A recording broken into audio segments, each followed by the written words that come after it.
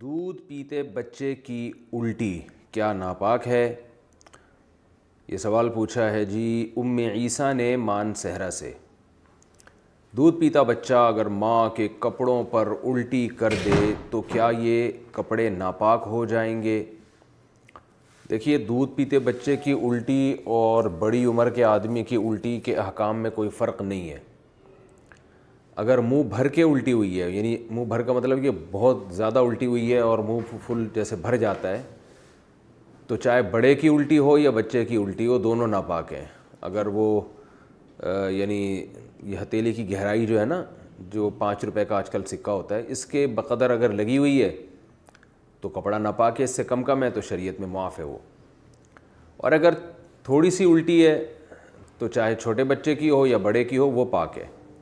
اور عام طور پہ بچوں کو الٹی نہیں ہوتی، ابکائی سی آتی ہے۔ وہ جب دودھ پیتے ہیں تو تھوڑی سی وہ قے کرتے ہیں، وہ الٹی نہیں ہوتی، وہ تو وہی دودھ ہوتا ہے جو اوپر رکھا ہوا ہوتا ہے، وہی ریپیٹ ہو جاتا ہے، تو وہی واپس آ جاتا ہے، تو وہ الٹی نہیں ہے، وہ بالکل پاک ہے، اس میں وہم نہیں کرنا چاہیے۔ فجر کے بعد سونا کیسا ہے؟ فجر کی نماز کے بعد کیا سونا جائز ہے؟ علی صاحب ملیشیا سے۔ اسلاف میں بہت سے حضرات ایسے گزرے ہیں جن سے فجر کے بعد سونے کی ممانعت منقول ہے۔ البتہ قرآن و حدیث میں ایسی کوئی ممانعت نہیں ہے، ایسی کوئی دلیل نہیں ہے جس سے پتہ چلتا ہو کہ فجر کے بعد سونا ناجائز ہے۔ اسلاف اس کو ناپسند کیا کرتے تھے۔ اس لیے کیوں ناپسند کرتے تھے؟ اس لیے کہ اسلام نے جو ہمیں احکام دیے اور فطرت نے جو احکام دیے ہیں، اس سے یہ بہرحال پتہ چلتا ہے کہ یہ کوئی سونے کا ٹائم نہیں ہے۔ دیکھیے، اگر فجر کے بعد اسلام نے ہمیں سلانا ہوتا تو فجر کی نماز میں اٹھاتا کیوں ہمیں اسلام؟ یعنی یہ تو عجیب سی بات ہوئی نا، کسی کو اٹھا کے دوبارہ سلایا جا رہا ہے۔ تو اسلام نے فجر کی نماز رکھی ہے یہ بتانے کے لیے کہ یہ اٹھنے کا ٹائم ہے، اور فطرت بھی یہی کہتی ہے کہ آپ فجر کے بعد نہ سوئیں۔ پرندوں کو دیکھ لیں، جانوروں کو دیکھ لیں آپ، کہ پرندے صبح صبح کیسا چہچہانا شروع کر دیتے ہیں، بلکہ مرغا تو تہجد کے وقت سے ہی اذانیں دینا شروع کر دیتا ہے۔ اور آپ صلی اللہ علیہ وسلم نے فرمایا لا تسبوا الدیک فإنہ یؤذن للصلاۃ، مرغے کو برا مت کہا کرو، اس لیے کہ وہ اذان کے لیے، وہ نماز کے لیے جگاتا ہے۔ تو جو فطرت کہتی ہے اسلام وہی کہتا ہے، اور جو اسلام کہتا ہے فطرت وہی کہتی ہے۔ وہ یہ ہے کہ رات کو جلدی سوئیں اور صبح جلدی اٹھیں۔ اللہ تعالیٰ نے ہمیں جو رات ہے نا، قرآن سے پتہ چلتا ہے جعل لکم اللیل لباسا والنوم سباتا، کہ اللہ نے رات کو ہمارے لیے لباس بنایا، نیند کو کاٹنے کا ذریعہ بنایا، اور رات ہمارے لیے سونے کے لیے بنائی ہے۔ دن وجعلنا النہار معاشا، دن میں ہمیں کام کاج کے لیے پیدا کیا اللہ تعالیٰ نے۔ تو یہ غیر فطری بہرحال ہے، اور رسول اللہ صلی اللہ علیہ وسلم نے ترغیب بھی دی ہے کہ صبح اپنے کاموں کا جلدی آغاز کیا جائے۔ حدیث میں آتا ہے، آپ صلی اللہ علیہ وسلم نے فرمایا، صحیح حدیث ہے، بورک لامتی فی بکورہا، فرمایا میری امت کے لیے اللہ نے صبح کے وقتوں میں برکت رکھی ہے۔ صبح صبح کوئی بھی کام شروع کیا جائے گا تو اس میں برکت ہوگی۔ افسوس کے ساتھ کہنا پڑتا ہے کہ بہت سے غیر مسلموں نے اس پر عمل شروع کر دیا۔ چائنا میں آپ دیکھیں، لوگ صبح صبح اٹھ جاتے ہیں۔ میں تھائی لینڈ میں تھا، فجر کی نماز کے بعد میں نکلا تو ساری مارکیٹیں کھلی ہوئی تھیں، تو جو کام مسلمانوں کے کرنے کا تھا وہ غیر مسلم کر رہے ہیں۔ ہاں، البتہ یہ ہے کہ جب آپ رات جلدی سوئیں اور صبح جلدی اٹھ جائیں تو پھر دوپہر کو قیلولہ کریں۔ سونے کا ٹائم دوپہر کو ہے، اس کی بہت تاکید ہے قرآن و سنت میں۔ قیلوا فإن الشیطان لا یقیل، آپ صلی اللہ علیہ وسلم نے فرمایا قیلولہ کیا کرو، شیطان قیلولہ نہیں کرتا۔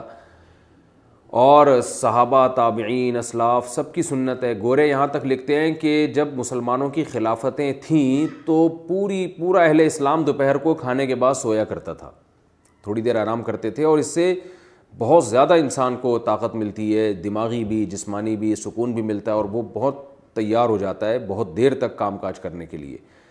تو جو سونے کا جو نیچرل ٹائم ہے وہ ہے عشاء پڑھتے ہی آپ سو جائیں، اور رات کو بہت جلدی اٹھیں آپ، یعنی 5 6 7 گھنٹے، 5 گھنٹے 6 گھنٹے، کسی کو بہت زیادہ سو لیا تو 7 گھنٹے سو جائے گا، تو 5 6 گھنٹے کی نارملی نیند پوری کرنے کے بعد آپ اٹھ جائیں، اور پھر فجر کی نماز سے 10 15 منٹ پہلے آپ تھوڑی دیر کے لیے ایک شارٹ نیپ جسے کہہ سکتے ہیں، بہت تھوڑی سی دیر آرام وہ کر لیں، وہ بھی سنت ہے۔ یعنی آپ رات بہت جلدی سو گئے عشاء پڑھتے ہی، بہت جلدی رات کو اٹھ گئے آپ، کیونکہ کئی گھنٹوں کی آپ کی نیند پوری ہو جائے گی اگر آپ عشاء کے بعد سوتے ہیں، اور پھر فجر کی نماز سے پہلے آپ تھوڑی دیر، اذان کے بعد نماز سے پہلے 10-15 منٹ آپ تھوڑی دیر ہلکی سی نیند لے لیں، اس سے دوبارہ فریش ہو جائیں گے. اس کے بعد پھر آپ دوپہر کو کھانے کے بعد تھوڑی دیر آرام کریں، سوئیں.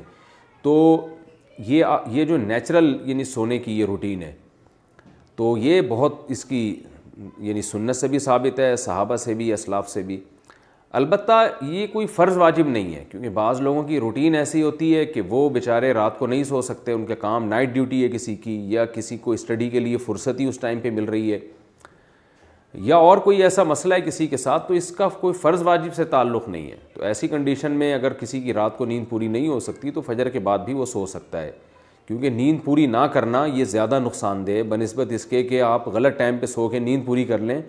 یہ پھر بھی نسبتاً بہتر ہے، کیونکہ نیند ہی نہیں ہو پھر تو بہت بڑے نقصانات ہو جائیں گے. تو نیند تو روٹی سے زیادہ ضروری چیز ہے.